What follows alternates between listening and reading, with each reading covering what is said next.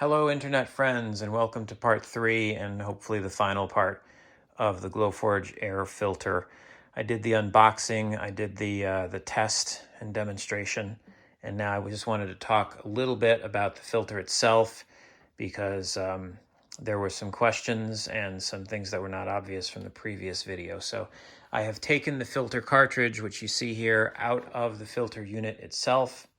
As you can see a little bit better here, there is nothing inside this. It's just a metal box with a big fan in the bottom and exhaust on the sides, and that's it. It's got some foam for presumably vibration resistance and sealing, and the knob on the front to control the speed, and that's it. So nothing special in there, just a box with a fan, and then the filter cartridge itself, which contains all of the technology, I guess, that does the filtering.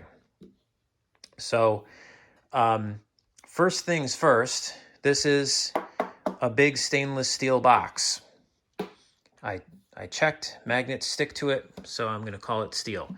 There is, maybe now you can see better than what I was talking about in the previous video, there is a gap here. So there's a lip and a space.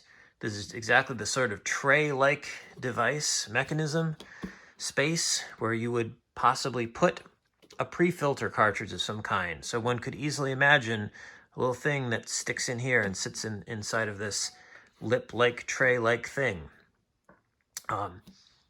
There didn't come with a pre-filter, but they did say it supports a pre-filter, so I'm guessing that's the idea, that will be available at some point, and you'll be able to buy that and put it in here. Now, this part here is just metal with holes in it. And you can see underneath there's a sort of pleated material, which is presumably a HEPA filter, and then probably some charcoal filter underneath of that. But this does not come out. This does not come apart. In fact, it's one piece. So there's a bunch of folded metal here going on, and where it's not folded, obviously you have to have seams at some point. Let me show you that. It's riveted. So clearly there is no intention that the customer will open this up or remove any part of it or replace any part of it or anything like that. It is one solid riveted together unit. They did go to the extra effort here to put this sealing putty, I'm guessing that's what that is, in all the corners here. So any place where there's a gap, a little seam in the folded metal, and you can imagine the air could sneak its way through and not go through the filter cartridge. They have sealed it up with putty, which is kind of impressive to me. I don't know, maybe that's standard in filter construction. But I mean, if we flip it over and look at the bottom, again, you see it's pretty featureless. Just metal box, except for the stickers with the model number. But the bottom looks much like the top. There's a little lip here again. This is shorter than the one on the top. And presumably you're not going to have a post filter. That doesn't make any sense. But it's just metal with holes in it. Slightly less nice finish on this side, interestingly enough. And then you can kind of see the construction here, that there's a kind of a double wall thing. So there's this inner box and then there's this outer shell. And again, the gap between the two is filled in with putty.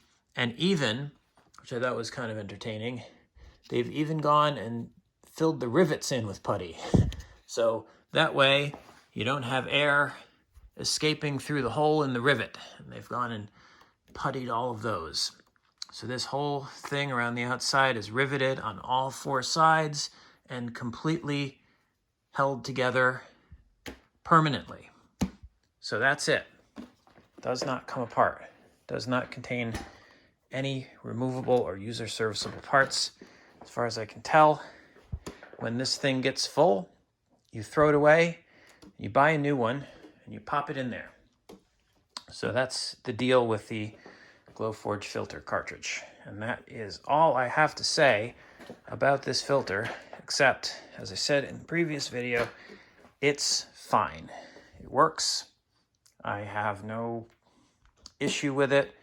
And to the extent that people are irritated, I think They're irritated at having to wait, and they're irritated that they didn't get the under Glowforge filter that they wanted, and instead you have the little sidecar. But other than that, like if this had been the thing on sale from day one, I imagine people would just be like, okay, fine. That's the filter they sell. And if you don't like it, you can get a different brand. That's all.